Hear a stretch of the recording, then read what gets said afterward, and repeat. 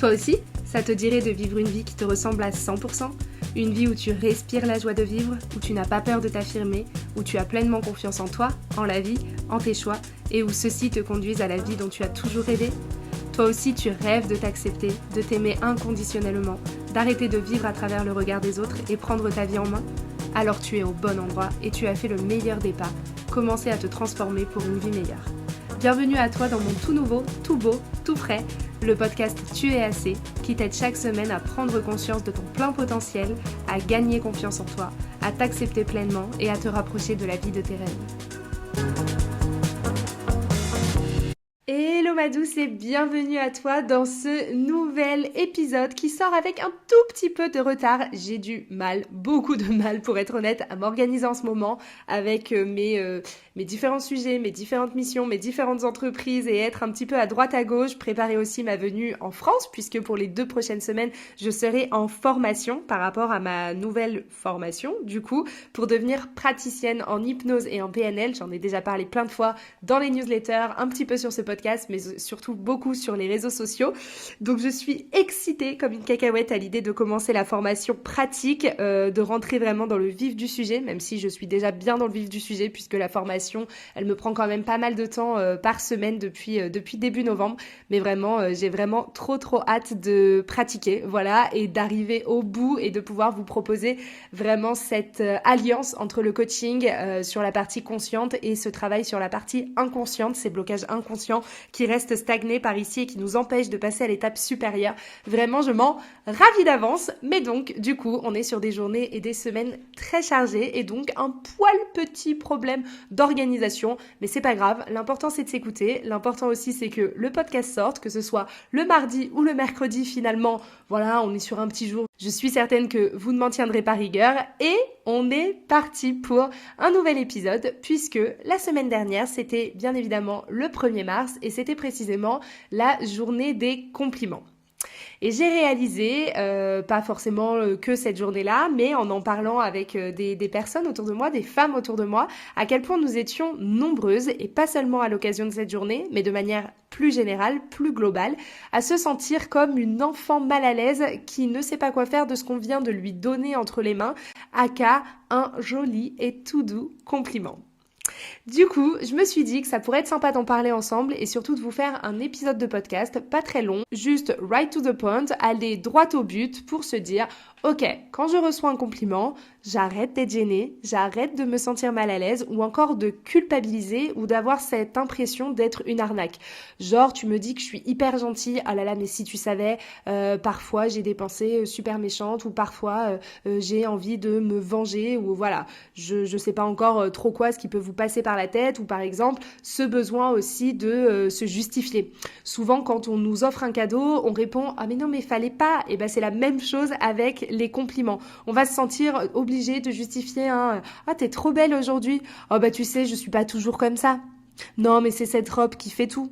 Ou encore ah mais j'ai fait un soin du visage c'est pour ça que j'ai un beau teint mais sinon oh là là non pas du tout regarde j'ai plein de boutons puis j'ai ça et puis j'ai ça. On se sent obligé de compenser quelque chose de bien par quelque chose de pas bien comme si c'était quelque chose de négatif que de donner, que de projeter une image positive et qu'on se dise oulala, je suis trop parfaite, ça va attiser, je sais pas moi, de la jalousie, de l'envie, ça va me porter l'œil.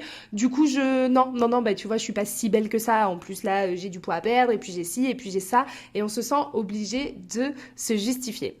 Alors que finalement, un simple et sincère merci, eh ben, ça suffirait à la personne en face, mais on se sent gêné parce que on ne nous a pas appris cela. On ne nous a pas appris à accueillir un compliment comme ça. On nous a appris à ne pas se faire remarquer, à ne pas faire de vagues, à être la gentille et parfaite petite fille, n'est-ce pas, comme on en discutait dans l'épisode numéro 40. Et du coup, forcément, eh ben, ça va être aux antipodes de bien se comporter et de ne pas faire de vagues que de se faire remarquer. Et puis, c'est aussi parce que on a grandi avec ce trou de confiance en soi qui s'est élargi avec le temps. Alors, on n'y croit pas, on cherche l'arnaque, on cherche la petite bête noire, on cherche l'intérêt pour la personne en face qui donne ce compliment, qui nous offre ce compliment. Pourquoi elle nous passe de la pommade comme ça et qu'est-ce qu'elle a besoin de moi et qu'est-ce qu'elle attend de moi? Parce qu'on a toujours pensé devoir en faire plus être plus pour se sentir assez, pour se sentir aimable, pour se sentir à la hauteur, pour se sentir belle ou encore pour se sentir bien dans sa peau. Et là, quand c'est pas le cas ou quand je m'y attends pas, bim, je me prends un compliment. C'est censé être quelque chose de positif, mais moi, avec mon trou béant de confiance en moi qui me fait dire c'est pas sincère, bah non, parce que pourquoi tu penserais ça de moi? Parce que moi, je le pense pas ça de moi. Et du coup, ben, on se sent complètement gêné, on culpabilise, on a l'impression d'être une arnaque et on se dit, ça, ce compliment, il cache quelque chose à me demander derrière ou il cache quelque chose pour m'amadouer et ça va me retomber fois deux derrière. Donc, on se méfie. Et ça aussi, c'est parce qu'on a parfois une très faible estime de soi. On ne pense pas, on ne croit pas des choses positives à notre sujet. Alors, comment on pourrait laisser les autres, laisser quelqu'un d'autre à l'extérieur penser quelque chose de positif et en plus nous le dire? Comment tu pourrais penser que je suis hyper gentille, hyper positive et super belle alors que moi, tout ce que je vois, ce sont mes défauts. C'est le fait que j'arrive pas à passer à autre chose. C'est le fait que j'ai l'impression d'être tout le temps négative, tout le temps pas bien, tout le temps en train de me plaindre. C'est le fait que j'ai l'impression de devoir faire toujours plus de sport, manger toujours mieux pour être mieux dans ma peau parce qu'actuellement, je me sens pas bien, je ne me sens pas belle. Comment toi, tu pourrais penser l'inverse? Si c'est pas un mensonge, qu'est-ce que c'est et d'où ça vient? Et il y a aussi cet exercice, en vivant à l'étranger ou même sans y vivre, mais juste en voyageant, on reçoit des compliments de toutes parts. C'est vrai que les autres populations, les autres cultures, dans les autres cultures, c'est très très courant de faire des compliments ou alors de sourire comme ça sans raison apparente. Ça va être une nana qui vous arrête dans la rue pour dire oh, j'adore comment t'es habillée ou oh, je trouve que t'es trop belle, tu dégages un truc. Même cet homme qui peut vous arriver et qui peut vous arrêter et vous dit je vous regarde depuis tout à l'heure marcher et en fait vous avez le sourire et ça fait plaisir à voir et voilà, bonne journée. Et sur le coup, on va se dire il dit ça pour m'inviter à boire un café ou parce qu'il a une idée derrière la tête ou parce que je lui plais, blablabli et blablabla. Mais quand c'est une femme qui semble ne pas s'intéresser à nous, qui va rien nous demander, qui juste nous arrête pour dire j'adore comment t'es habillée, je trouve que tu le portes trop bien, t'es super belle, bonne journée à toi. Ben là, on commence à se dire ok, bah, elle a aucun intérêt à dire ça.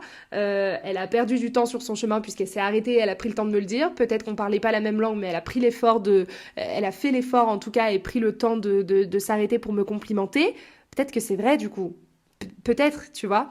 Et du coup, quand tu voyages ou quand tu vis à l'étranger ou quand tu es en contact avec d'autres cultures, tu te rends compte que ce truc de regarder de haut en bas et de pas trop savoir si c'est positif ou négatif, bah ça appartient un peu à la France et surtout à Paris. Et tu sais jamais vraiment trop combien de fois ça m'est arrivé dans le métro d'être dévisagée de la tête aux pieds et de pas savoir si c'est une bonne chose parce que t'aimes bien mon outfit et t'aimes bien comment je suis habillée et t'aimes bien mon style, ou si c'est juste en train de te dire mais qu'est-ce qu'elle nous a fait aujourd'hui la gueuse? Pourquoi elle est habillée comme ça?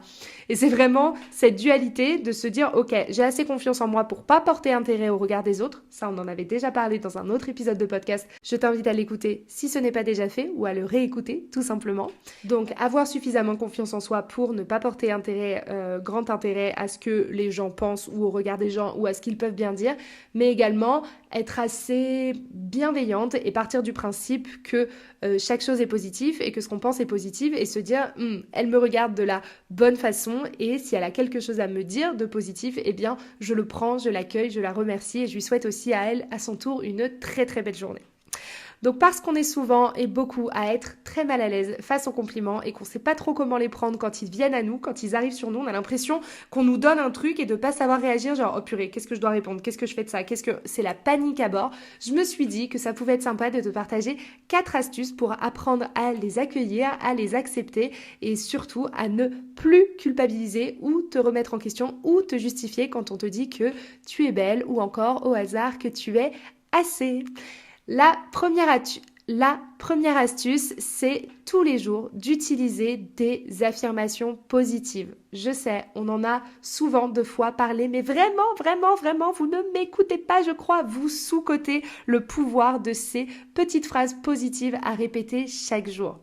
Ce que je vous conseille à chaque fois, c'est la même chose. C'est d'avoir 3 affirmations positives à vous répéter 5 fois chacune le matin et le soir en vous regardant droit dans les yeux dans le miroir et surtout de ressentir l'effet que ça a sur vous. Et là, du coup, dans ce cas précis, les affirmations positives, elles vont avoir un rôle de venir soutenir votre confiance en vous, de venir relever votre estime de vous et de venir vous supporter, de venir ou de devenir votre plus grande fan. Finalement, de tomber amoureuse de vous, clairement, il n'y a pas d'autre mot. C'est venir vous dire, je suis belle, je suis confiante, je suis bien dans ma peau, je suis sexy, je déchire. Vraiment, tout ce qui va pouvoir vous aider à prendre de l'assurance et prendre confiance en vous, en votre corps, en votre potentiel et prendre votre place. Oui, vous êtes belle, oui, vous déchirez, oui, vous êtes assez, oui, vous êtes sexy, oui, vous êtes parfaite telle que vous êtes. Et je vous invite vraiment à vous le répéter tous les jours, jour après jour, jusqu'à ce que vous en soyez convaincus et que ce ne soit même plus un sujet. Et que le jour, du coup, où on vous dit que vous êtes magnifique, vous répondez juste merci. Toi aussi. C'est tout, et pas besoin de justifier ceci, le bouton cela, la cellulite de ci, de là, rien du tout. Juste merci. On accueille, on accepte. La deuxième astuce, ça va être l'exercice des passoires. Qu'est-ce que c'est que cette petite bête? Eh bien, c'est venir faire passer dans les passoires tout ce que vous allez dire à propos de vous, c'est-à-dire la façon dont vous parlez de vous. Demandez-vous si c'est bienveillant, si c'est bénéfique, si c'est utile et si c'est juste envers vous-même. Et mettez-vous à la place de votre meilleure amie. Est-ce que quand vous la regardez, est-ce que vous lui diriez « Oh là là, mais ma pauvre, mais tu es dégueulasse, tu es énorme, mais t'as vu tes cuisses et puis ce double menton là, mais oh, mais tu me dégoûtes. » Je ne crois pas, non, que vous auriez des mots aussi durs. Alors pourquoi, quand c'est vous face au miroir ou vous assise sur la plage et que vous êtes là en train de regarder vos moindres petits défauts, vous vous dites ces choses affreuses et horribles? Pas très bienveillant, pas très bénéfique, pas très utile et surtout pas juste du tout envers vous-même. Commencez vraiment à changer votre façon de vous voir et de vous parler. Et quand vous allez passer du négatif à la tolérance, puis de la tolérance au positif, alors croyez-moi, votre rapport face aux compliments, il va changer également automatiquement. C'est scientifique, c'est comme ça, c'est prouvé. Tout part de vous. Donc, c'est-à-dire que si votre façon de vous parler, elle est négative et que votre façon de vous voir, elle est aussi négative, forcément, vous allez penser que la façon dont les autres vous voient, elle est négative également. Et ça, c'est quoi? Ça, c'est juste des mensonges que votre mental veut bien vous faire croire à cause d'un manque de confiance en soi, à cause d'un manque d'estime de soi, et il va se concentrer sur les choses négatives ou méchantes que vous avez pu entendre par le passé par des personnes qui comptent peut-être même plus aujourd'hui. Nous, on va chercher à se concentrer sur ce qui est vrai, se prouver toutes les fois où non, ça a été faux, toutes les histoires que je me raconte, et peut-être que si je commence à penser différemment, on essaye, on teste, est-ce que ça marche? Si ça marche pas, qu'est-ce que j'ai à perdre? De toute façon, j'avais déjà une image négative de moi. Mais si ça marche, imagine un petit peu ce qui pourrait se passer. Donc c'est exactement l'exercice qu'on va faire ici, l'exercice des passoires. Ok, quand je m'apprête à dire ça sur moi ou quand j'ai dit un commentaire sur moi qui va être négatif ou complètement rabaissant ou complètement inutile et pas du tout dans le self-love et dans la self-esteem, qu'est-ce que ça me fait? Pourquoi j'ai dit ça? Est-ce que je crois vraiment que c'est vrai ou est-ce que c'est un bénéfice caché derrière parce que je dis que je suis moche ou je dis que je suis grosse pour entendre derrière mais non, pas du tout, c'est pas vrai, t'es magnifique, t'as pas du tout de poids à perdre et blablabli et blablabla. Est-ce que c'est ça le bénéfice caché derrière? Pourquoi je me fais autant de mal avec des mots aussi durs? Pourquoi j'ai une image aussi négative, une piètre image de moi alors que ce n'est pas forcément ce que les autres vont penser en face? Qu'est-ce que ça m'apporte? Et qu'est-ce que ça va m'apporter de penser différemment? La troisième astuce, ça va être de créer votre mantra de pouvoir. J'avais fait un post à ce sujet au tout début de mon compte Instagram qui va bientôt fêter ses 3 ans, mon Dieu que le temps passe, qui s'appelait « Créer ton mantra de pouvoir ». Je vais vous remettre le lien dans la description de ce podcast si jamais vous voulez le voir ou le revoir. Mais en gros, l'idée, c'est la suivante. Ça va être de prendre le temps, de respirer un bon coup, de se poser vraiment et de se dire « Ok, c'est quoi, selon moi, les 3 mots les plus positifs qui me décrivent ?» Est-ce que c'est que je suis déterminée? Est-ce que je suis fidèle? Est-ce que je suis loyale? Est-ce que je suis intelligente? Est-ce que je suis patiente? Est-ce que je suis généreuse? Est-ce que je suis bienveillante? Est-ce que je suis empathique, à l'écoute, etc. Toutes les jolies choses que vous pensez de vous et vraiment retenir les 3 essentiels. Si vous ne deviez vous décrire que de façon positive et avec seulement 3 mots, quels seraient ces 3 mots? On va les noter sur une feuille et puis devant, on va venir ajouter « je suis ». Et du coup, vous avez comme ça, tout feu, tout flamme, votre mantra de pouvoir. Je suis généreuse, bienveillante et à l'écoute. Par exemple, ça peut être ça. Et ce mantra de pouvoir, vous allez le garder avec vous. Vous allez le mettre sur un petit bout de papier avec une très belle écriture, un papier que vous pouvez accrocher par exemple sur votre miroir de salle de bain. Et vous venez, vous le répétez 7 fois par jour, en vous regardant droit dans les yeux, sur le même principe que les affirmations positives. On l'ajoute à sa routine. Vraiment, ça ne vous prendra pas plus de 2 minutes dans la journée, mais ça peut faire toute la différence sur votre semaine, votre année, votre mois, votre vie. Vraiment, vraiment. Vous répétez ce mantra de pouvoir, ça va vous permettre, comme les affirmations positives, de venir convaincre votre cerveau que vous êtes cette personne, que vous êtes cette version. Et une fois que vous savez que vous êtes cette personne ou cette version, il n'y a plus qu'à agir en conséquence. Vos actions découlent directement de vos pensées. Si vous pensez que vous n'êtes pas capable, pas déterminé et que vous n'êtes qu'une... alors forcément, vous n'allez pas passer à l'action parce que à quoi bon? Si vous pensez que vous êtes bienveillante, déterminée et généreuse, alors vous allez agir en conséquence. Et qu'est-ce qui va se passer? Eh bien, vous allez avoir les résultats en fonction de ces actions. Ne lâchez rien. Votre mantra de pouvoir, il est là pour vous soutenir. Alors vraiment, juste, je vous invite à faire le test. Pendant, allez, on va se donner une semaine, 10 jours, jusqu'à la sortie du prochain podcast, et vous viendrez me dire ce qui s'est passé dans vos vies, dans vos journées, quel petit miracle vous avez vu apparaître juste grâce à ça. Et la 4e et la dernière astuce, c'est, avant de recevoir, donne! Tout part de toi. Alors en commençant à toi aussi relever le positif et le dire, le montrer, parce qu'on a souvent tendance à le faire avec le négatif ou avec les choses qui ne nous plaisent pas ou qui ne nous conviennent pas ou les reproches, eh bien là l'idée ça va être que ça devienne aussi naturel de le faire avec les choses qui nous plaisent, qui nous ont plu, qui nous font plaisir, le positif. L'idée c'est vraiment que ça devienne naturel pour toi de dire du bien, du bon aux autres. Et parce que tu ouvriras un petit peu de ton cœur et de ton authenticité, alors tu seras plus enclin à recevoir le même niveau de vibration, c'est-à-dire à recevoir toi aussi du positif et des compliments de la part des autres et sans en douter, sans se dire qu'il y a une anguille sous roche, sans se dire qu'il y a un intérêt, sans se dire qu'on va devoir demander quelque chose ou devoir amadouer la personne pour mieux faire passer la pilule qui arrive juste derrière. Non, pas du tout. Ça va nous permettre juste de donner des bonnes ondes et de recevoir des bonnes ondes. Et puis point bonus, ça va te permettre aussi de créer des relations plus saines, plus profondes, plus authentiques avec les autres. Donc du coup, c'est tout gagné, c'est tout bonus. Tout le monde est gagnant, tout le monde est beau, tout le monde est gentil et ça paraît peut-être être un monde idéal, mais si effectivement tout le monde relevait beaucoup plus le positif et les bonnes pratiques plutôt que le négatif, on avancerait mieux. D'ailleurs, on le souligne vraiment beaucoup, notamment dans le milieu professionnel. C'est malheureux, mais il y a énormément de personnes, dont j'ai fait partie, qui tombent en burn-out parce qu'on va relever la moindre petite erreur, on va mettre des taquets, on va s'en prendre plein la tête dès qu'il y a quelque chose qui ne va pas. Mais par contre, dès qu'il y a quelque chose qui va bien ou qui roule ou qui se passe à la perfection, là surtout on ne le relève pas parce que c'est juste normal, c'est juste ton travail, on te paye pour ça. En revanche, toi, en tant que manager, on ne te payait pas pour me mettre des taquets, mais bon, ça, visiblement, c'était en plus, c'était cadeau, c'était pour toi. Et du coup, qu'est-ce qui va se passer? Il va se passer qu'à l'usure, avec le temps, on va juste penser qu'on est moins que rien, qu'on fait mal son travail, qu'on n'est pas à sa place, parce que si c'était pas le cas, je me prendrais pas autant de taquets et je finirais pas en larmes tous les soirs en rentrant de ma journée de travail.